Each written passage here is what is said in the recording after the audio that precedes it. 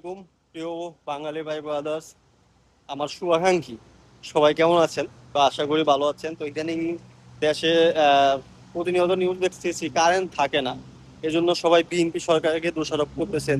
তো ভাই এখানে বিএনপির দোষটা কি আমাকে বলেন।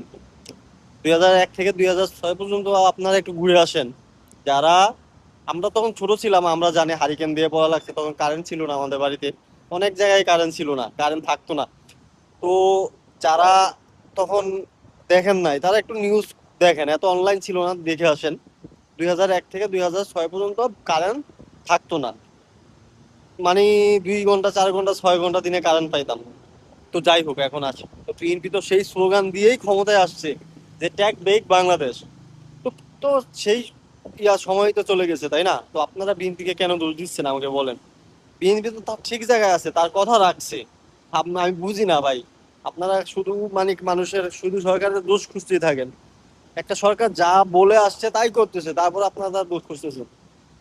আমি বিএনপির এর সাথে কিন্তু এগ্রি, বিএনপি যেটা বলতো সেটা করছে, এজন্য ধন্যবাদ বিএনপিকে, সবাই ধন্যবাদ।